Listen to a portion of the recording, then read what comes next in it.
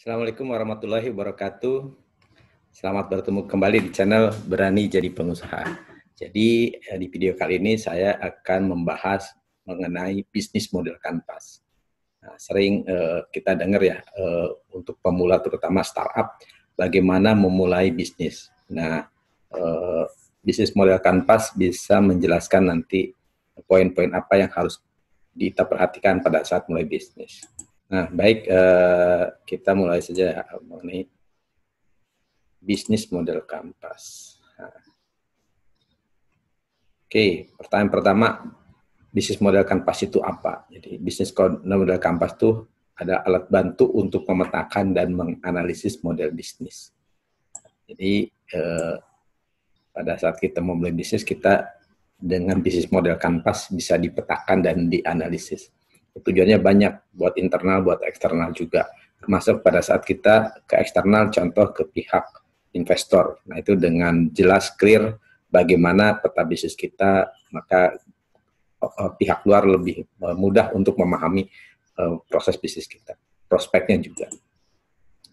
Bisnis model itu apa? Bisnis model itu atau model bisnis itu adalah penjelasan bagaimana sebuah organisasi atau perusahaan membuat, menyalurkan, serta mendapat keuntungan dari nilai tambah atau value yang diberikan. Nah, ini gambarannya semua.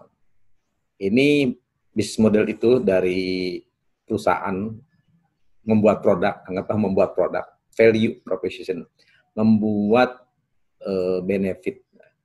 Terus dari produk ini disalurkan. Salurannya bermacam-macam.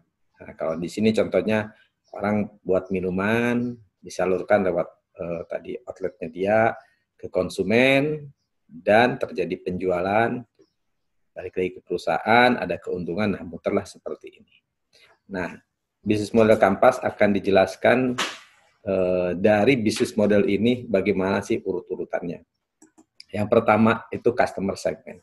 Jadi memulai bisnis seharusnya dimulai dari customer segment dulu. Kenapa? Ya karena bisnis itu sebenarnya solusi terhadap masalah. Jadi kita problem apa, keinginan apa, kesakitan apa yang diharapkan dari customer. Sehingga pada saat kita ada problem, ada keinginan, kebutuhan dari masalah konsumen, maka kita tinggal cari solusinya. Karena pada saat kita berbisnis dimulai dari kebutuhan, itu jauh lebih mudah daripada kita membuat suatu produk tanpa tahu kebutuhan orang. Nah, jadi dimulai selalu dari customer service, dari konsumen dulu. Nah, setelah itu baru keinginan, kebutuhan konsumen itu kita cari, kita buat. Namanya value proposition.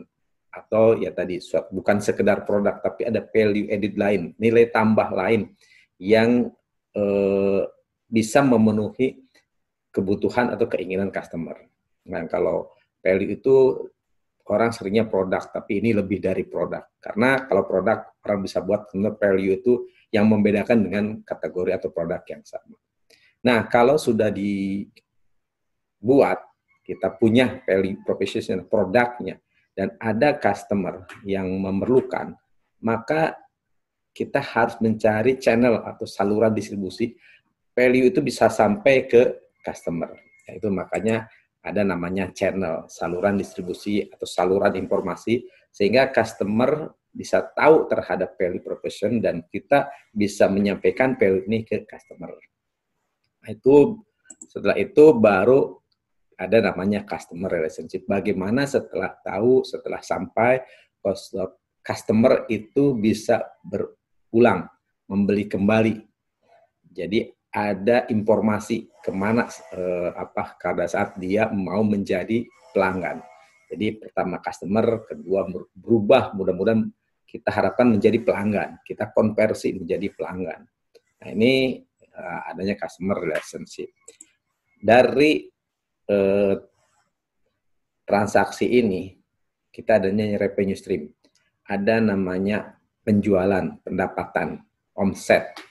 Nah, disinilah dari penjualan ini kita ada beragam, harusnya lebih dari satu revenue stream. Jadi perusahaan akan mendapatkan penjualan.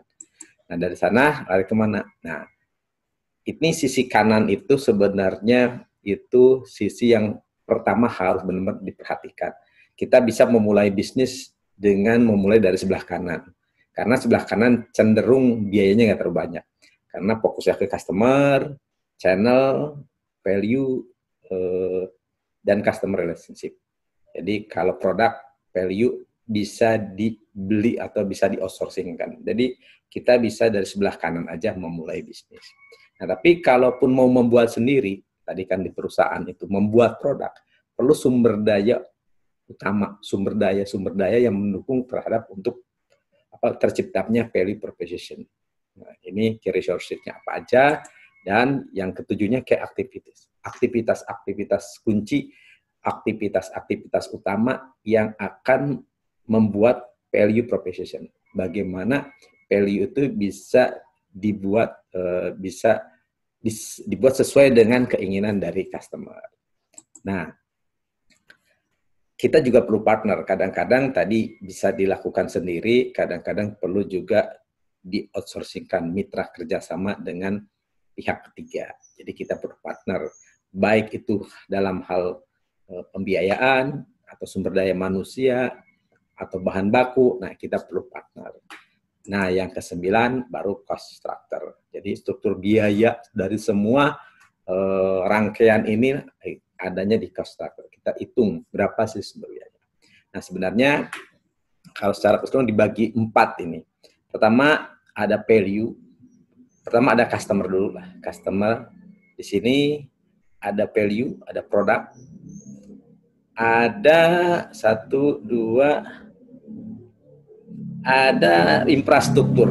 Nah, ini nih, bagaimana membuat, memproses, dan keempatnya ini finansial, revenue stream, dan cost structure. Ini ada pendapatan dan biaya. Nah, ini yang disebut namanya business model canvas. Jadi, dari business model diturunkan menjadi business model canvas. Canvas itu jadi semacam lukisan ya. Jadi kita bisa lebih mudah untuk memahami, memetakan, dan menganalisis bisnis model kita. Apa-apa aja yang harus diperhatikan, karena kalau salah satu di antara bidang ini salah, ya itu yang akan menyebabkan masalah di dalam suatu bisnis kita. Baik, ini kalau dirangkum ya, ini customer segment itu siapa yang akan membeli produk Anda. Itu kuncinya pain, problem. Nah, dari sini terus value proposition, mengapa orang membeli produk Anda, itu solusi, cure. Terus ketiganya, bagaimana konsumen tahu dan bisa mendapatkan produk Anda, distribusi, delivery, nah, itu channel. Dan keempatnya, bagaimana Anda bisa selalu kontak dengan pelanggan, itu loyalty, fanatic, repeatable. Nah, itu bagaimana kita konsumen bisa menjadi pelanggan. Dan kelimanya, dari mana saja bisnis Anda menghasilkan uang. Jadi itu sumber daya income yang bisa didapatkan dari model bisnis kita.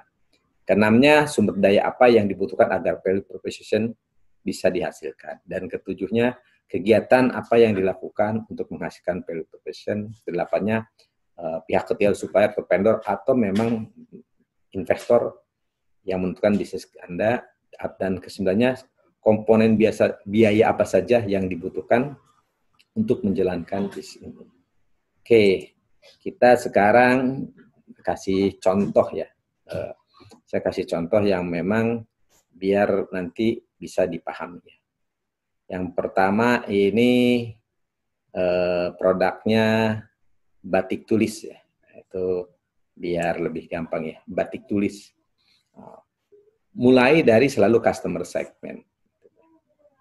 Jadi ada orang yang pengen dalam hal berpakaian itu memang terlihat fashionable, terlihat memang tidak pasaran ya, memang customize lah. Jadi batik tulis lah salah satunya solusi untuk orang-orang itu. Tapi kita harus tahu dulu siapa sih orang-orang yang memang menjadi target market produk kita. Karena di pasaran kan ada batik tulis, ada batik cap atau batik print. Nah, bedanya mana? Kalau batik tulis itu berarti orang-orang yang pengen memang hanya satu, memang spesifik, ini personal, tidak modelnya tidak banyak, atau memang satu-satunya. Tapi ada juga orang yang memang kalau batik cetak kan murah, cetak itu kan seragam, jadi memang kebalikannya, dia orang yang pengen dalam jumlah banyak ukuran atau jumlahnya. Begitu juga harganya bisa murah, itu yang dicarinya. Jadi keinginannya kalau yang batik print, batik cetak ya. Tapi kalau batik tulis keinginannya ingin sesuatu memang spesial. Siapa aja mereka berapa profesinya, di mana tinggalnya.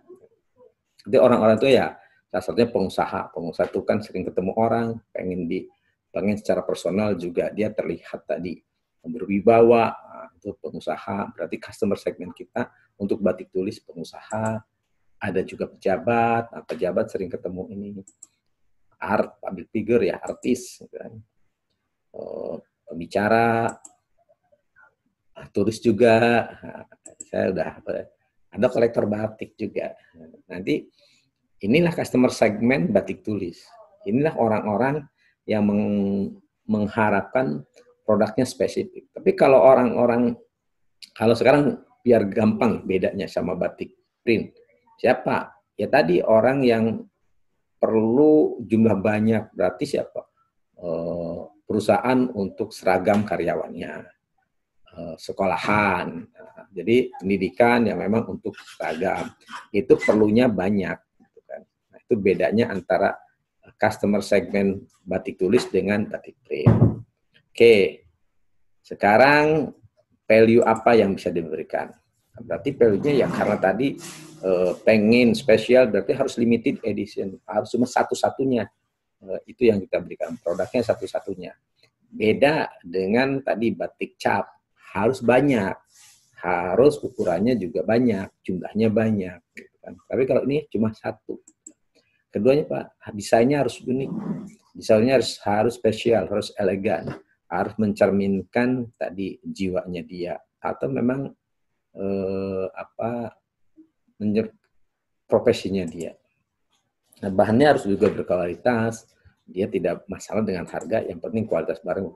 Dan ukurannya customize, karena kadang-kadang mungkin modelnya oke, harganya oke, desainnya oke, tapi ukurannya tidak pas. Nah, itu karena kita memang target marketnya pengusaha atau pejabat, jadi bisa customize untuk ukuran. Kita jadi siapkan juga penjahit. Nah, ini salah satu value yang kita berikan ke mereka. Nah, setelah value-nya ada dan customer segment-nya juga ada, bagaimana antara value proposition itu didistribusikan sampai ke customer segment? Itu pakai channel apa, saluran distribusinya apa, informasi yang harus disampaikan lewat media apa. Kita menyampaikan value proposition terhadap customer segment. Nah,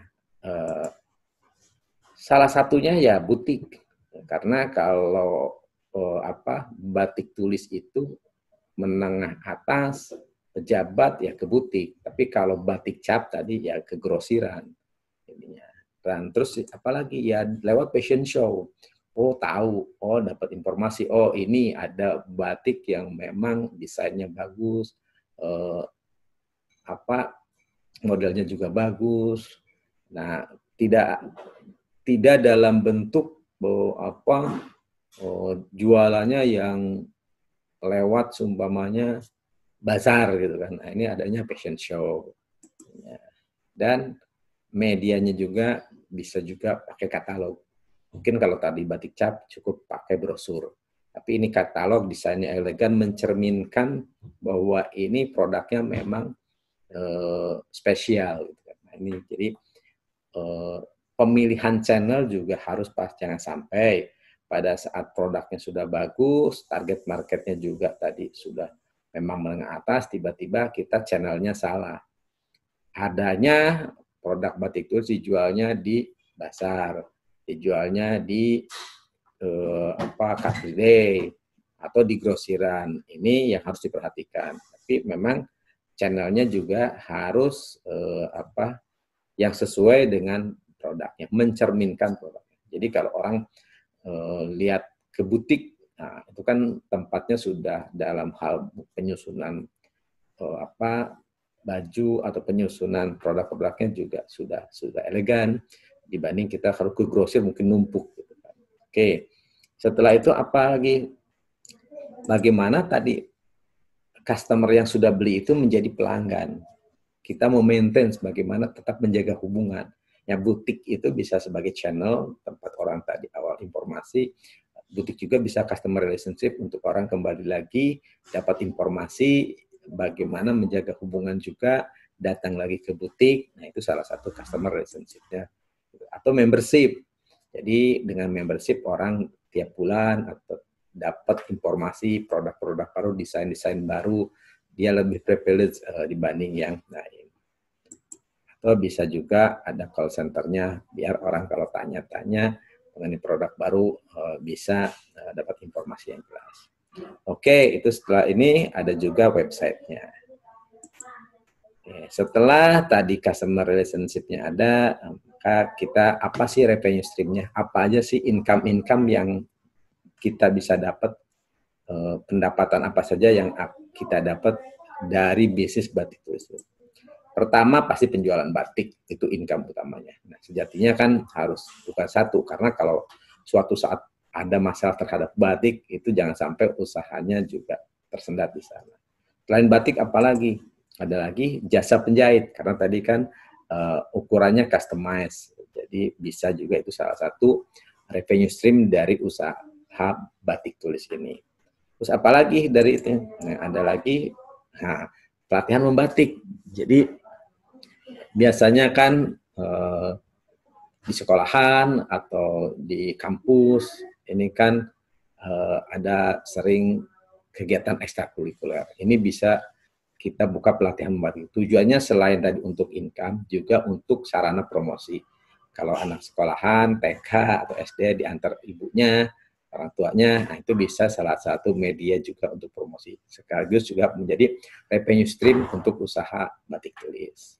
Oke, setelah itu kita lari ke mana? Kita lari ke key resources. Sumber daya apa yang harus dibutuhkan? Ya tadi desainer itu yang utama, karena memang ini terbatas. Kita perlu desainer. Itu yang bisa mempertahankan, menciptakan value kita dibanding produk yang lain. Itu yang utama, sumber dayanya ya desainer. Yang keduanya Pak, pembatik. Memang udah ahlinya, sudah menjadi masternya. Banyak mbok-mbok batik yang udah puluhan tahun dia membatik, bisa tahu bagaimana cara membatik yang baik. Ini sumber utamanya. Ada lagi ya tempatnya, tempat untuk tadi usaha batik, brandnya, mereknya, database pelanggan juga itu sumber daya utama atau hak paten. Bisa cara membatiknya, cara bahannya atau metodenya. Nah, itu sumber utamanya. Terus aktivitas apa sekarang yang dilakukan? Ya karena kita memang harus menciptakan value-nya desain unik dan terbatas, maka yang utama itu ya terus membuat desain eksklusif. Orang desainer tuh terus-terusan berkreatif, berinovasi, bagaimana membuat desain yang eksklusif. Itu aktivitas utama yang membatik lah ininya, dan membuat konsep promosi biar tadi channel atau produk kita bisa tersampaikan ke customer segment. Nah, terus selanjutnya kita ke key partner. Mitra atau kerjasama partner kita siapa sih? Pertama pasti supplier bahan baku. Nah, tadi karena ada salah satu customer segmentnya tours asing, jadi tour and travel juga bisa jadi partner kita. Desainer kalau kita tidak menggaji bisa menjadi partner, karena kalau umpamanya tidak terlalu banyak, jadi memang boleh juga itu menjadi partner kita. Pembatik juga gitu, bisa karyawan, bisa juga menjadi mitra kerjasama. Penjahit juga tadi bisa jadi karyawan. Jadi key partner itu apa-apa yang mungkin kita fokusnya aja cuma di penjualan di apa channel, bagaimana kita promosiin untuk seumpamanya produksi, oke lah kita serahkan saja ke pihak ketiga. Jadi fokus bisa di sebelah kanan, yang sebelah kiri bisa dengan key partner atau bisa di outsourcingkan, bisa di maklon. Nah, yang kesembilannya jadi biaya-biaya apa saja yang dibutuhkan tadi, biaya sewa tempat, biaya tenaga kerja, biaya bahan baku. Jadi inilah keseluruhan rangkaian dari mulai customer segment, value proposition, channel, terus customer relationship, revenue stream, key resources, key activities, key partner, dan cost structure. Mudah-mudahan dengan penjelasan ini bisa lebih paham lagi bagaimana cara kita membaca atau membuat bisnis model Canvas. Itu saja sharing dari saya. Terima kasih. Assalamualaikum warahmatullahi wabarakatuh.